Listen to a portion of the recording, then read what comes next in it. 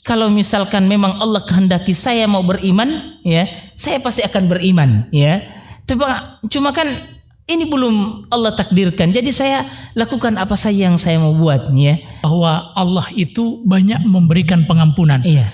Karena Ghaffar itu adalah lawan dari khata'. Apa makna mendapatkan hidayah? Ya. Bukankah dia sudah bertobat, Betul. beriman dan beramal saleh, ini sudah hidayah. Oh, gitu, Tsumma tada, yang dimaksud dengan tsumma tada adalah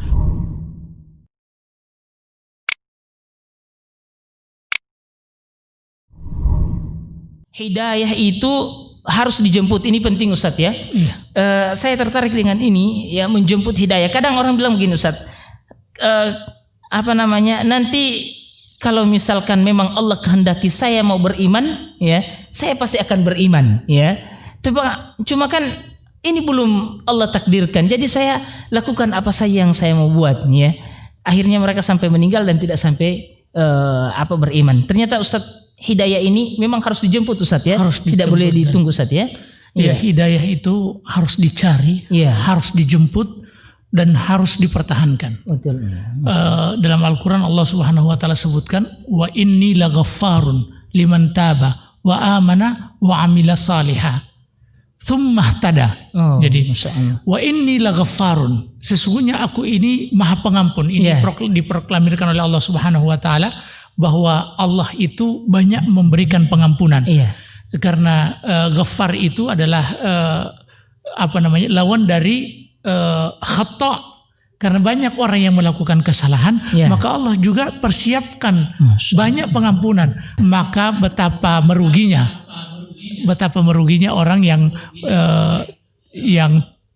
banyak melakukan kesalahan, sementara Allah Subhanahu Wa Taala cuma memiliki sifat pengampunan sedikit. Tapi Allah sampaikan, wa inilah ghaffarun liman taba, kepada orang yang mau bertobat, wa amana wa amila salihan tsumma ihtada, yang beriman beramal saleh, tsumma ihtada. Tsumma ihtada ini orang yang mendapatkan hidayah. Apa makna mendapatkan hidayah? Bukankah dia sudah bertobat, beriman dan beramal saleh, ini sudah hidayah.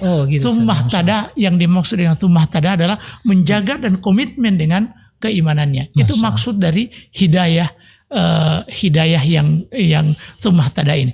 Kemudian yang berikut, kita ingin sampaikan bahwa ketika Allah Subhanahu Wa Taala mengatakan innaka la tahdi man ahbabta walakinnallaha yahdi man yasha, sesungguhnya engkau tidak bisa memberikan hidayah kepada siapa yang engkau cintai,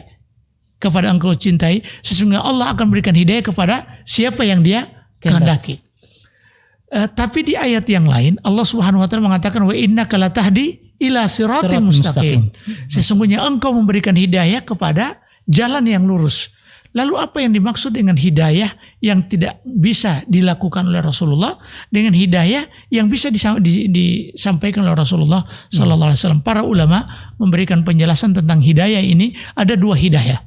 Hidayatut taufiq, itu hak mutlak dari Allah Subhanahu Wa Taala, dan ini yang dinafikan dalam ayat innaka la tahdi man ahbabta. Dan ada yang disebut dengan hidayatud dilalah wal bayan wal irsyad, hidayah yang menjadi penyebab orang mendapatkan hidayah, yaitu dengan dakwah, dengan bayan, dengan fasilitas yang didapatkan dari orang lain. Sehingga kita dua-dua ini memang kita meyakini bahwa hidayah itu datang dari Allah Subhanahu Wa Taala, tapi proses mendapatkan hidayah tadi itu bisa lewat orang lain. Tidak boleh kita hanya sekedar, memang Allah Subhanahu Wa Taala yang berhak. Kalau Allah berikan hidayah, walaupun saya ini bermaksiat, saya akan mendapatkan hidayah. Sebaliknya tidak. Itu keyakinan yang harus kita patrikan dalam lubuk hati kita yang paling dalam. Tapi keyakinan yang kedua bahwa hidayah itu juga ada proses, ada sebab akibat.